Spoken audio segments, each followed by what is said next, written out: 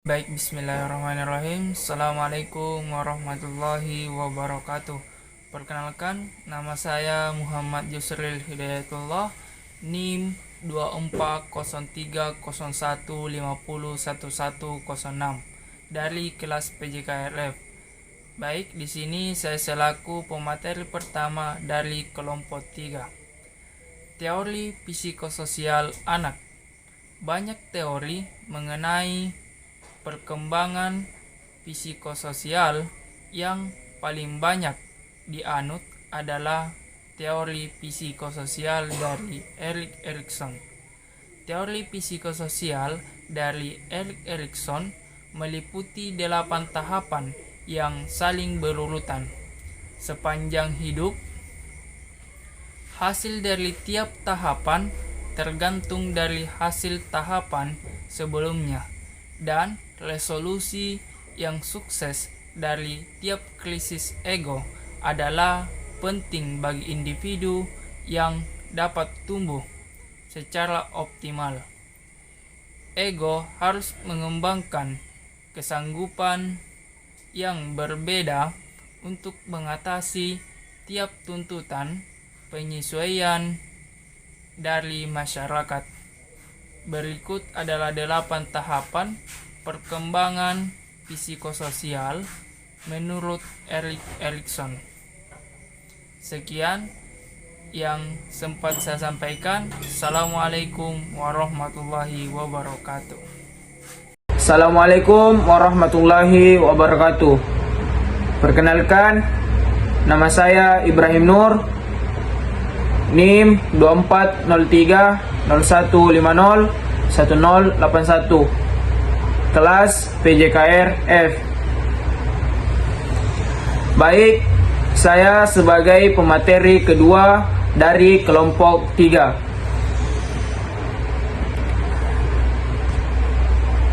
B. Peran keluarga dalam pengembangan psikososial anak. Hubungan dengan orang tua atau pengasuhnya merupakan dasar bagi perkembangan emosional dan sosial anak. Sejumlah ahli mempercayai bahwa kasih sayang orang tua atau pengasuh selama beberapa tahun pertama kehidupan merupakan kunci utama perkembangan sosial anak. Meningkatkan kemungkinan anak memiliki kompetensi secara sosial dan penyesuaian diri yang baik pada tahun prasekolah dan setelahnya. Mungkin itu saja dari saya. Terima kasih. Assalamualaikum warahmatullahi wabarakatuh. Baik, assalamualaikum warahmatullahi wabarakatuh. Perkenalkan, nama saya Andi Muhammad Irdal Musafar, nomor induk mahasiswa 240301501101. Adapun saya dari kelompok 3. Saya merupakan pemateri ketiga, yaitu pola asuh orang tua. Salah satu aspek penting dalam hubungan orang tua dan anak adalah pola asuh. Pola asuh bertujuan untuk mempertahankan kehidupan fisik anak dan meningkatkan kesehatannya, memfasilitasi anak untuk mengembangkan kemampuan sejalan dengan tahapan perkembangan, dan mendorong peningkatan kemampuan berperilaku sesuai dengan nilai agama dan budaya yang diyakini. Terima kasih. Assalamualaikum warahmatullahi wabarakatuh. Perkenalkan, nama saya Fatih Muhammad dengan NIM 240301501109. Di sini saya akan menjelaskan materi selanjutnya, yaitu ada 3 bentuk pola asuh orang tua. Yang pertama, pola asuh otoriter. Pola asuh otoriter adalah suatu gaya pengasuhan yang membatasi dan menuntut anak untuk mengikuti perintah-perintah orang tua. Orang tua yang menerapkan pola asuh otoriter mempunyai ciri-ciri bersifat kaku, tegas, suka menghukum, dan kurang kasih sayang. Yang kedua, pola asuh demokratis adalah salah satu gaya pengasuhan yang memperlihatkan pengawasan ekstra ketat terhadap tingkah laku anak-anak, tetapi mereka juga bersikap responsif. Orang tua yang demokratis memandang sama kewajiban dan hak antara anak dan orang tua. Secara bertahap, orang tua memberikan tanggung jawab bagi anak-anaknya terhadap segala sesuatu yang diperbuatnya sampai mereka dewasa. Orang tua yang demokratis memperlakukan anak sesuai dengan tingkat perkembangan anak dan dapat mempertimbangkan keinginan anak. Yang ketiga, pola asuh yang permisif. Anak dituntut sedikit sekali tanggung jawab, tetapi mempunyai hak yang sama seperti orang dewasa. Anak diberi kebebasan untuk mengatur dirinya sendiri dan orang tua tidak banyak mengatur anaknya. Baik, itulah penjelasan dari saya. Assalamualaikum warahmatullahi wabarakatuh. Bismillahirrahmanirrahim. Assalamualaikum warahmatullahi wabarakatuh. Perkenalkan, nama saya Anugrah Hasan, NIM 4315098. Saya dari kelompok 3. Saya di sini akan mempresentasikan dan melanjutkan materi yang kelima, yaitu faktor-faktor yang memengaruhi pola asuh anak. Yang pertama itu usia orang tua. Nah, rentang usia tertentu adalah baik untuk menjalankan peran pengasuhan. Apabila terlalu muda atau tua, mungkin tidak dapat menjalankan peran tersebut secara optimal karena diperlukan kekuatan fisik dan psikososial. Dan yang kedua itu keterlibatan orang tua. Kedekatan hubungan ibu dan anak sama pentingnya dengan ayah dan anak, walaupun secara berarti akan ada perbedaan.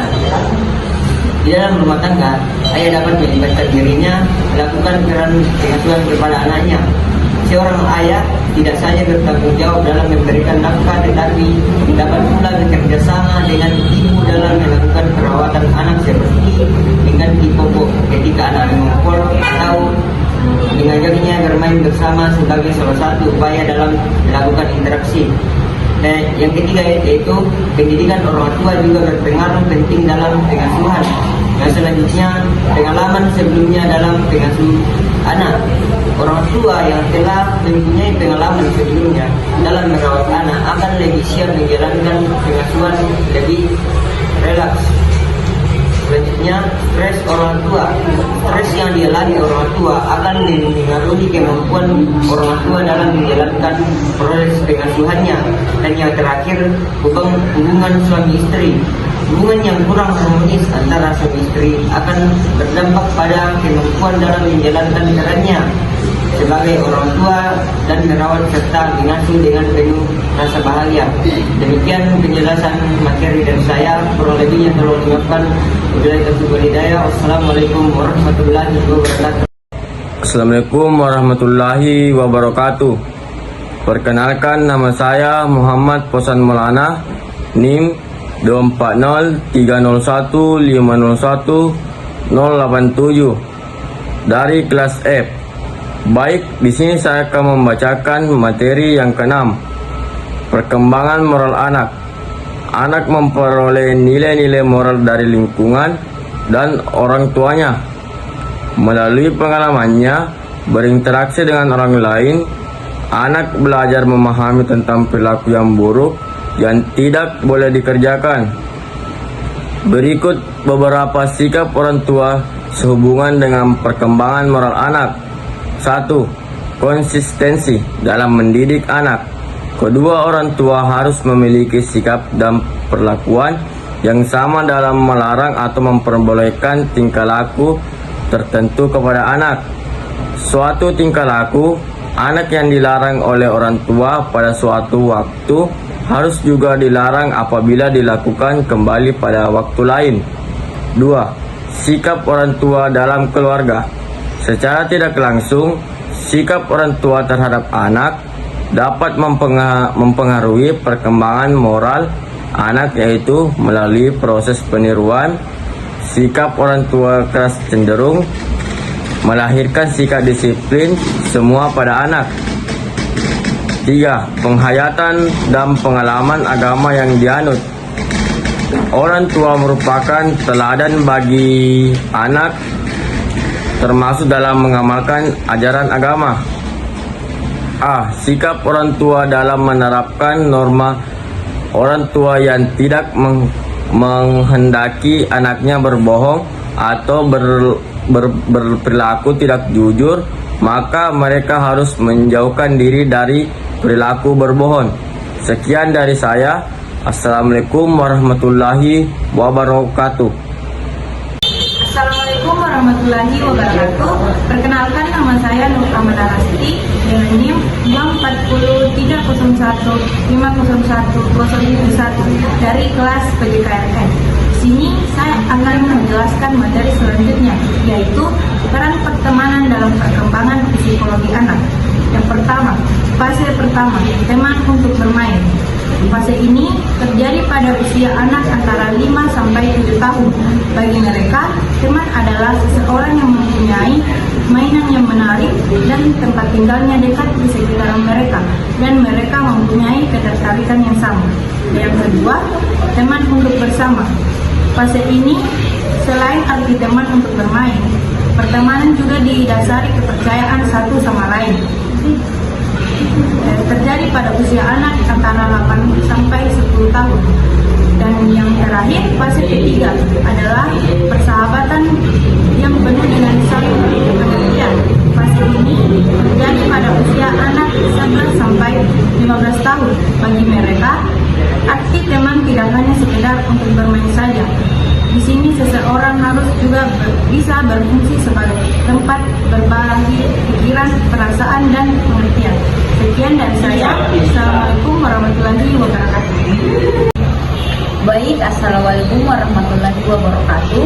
Perkenalkan, nama saya Jennifer Devitri dengan NIM 2403015019090 dari kelas PJKRF.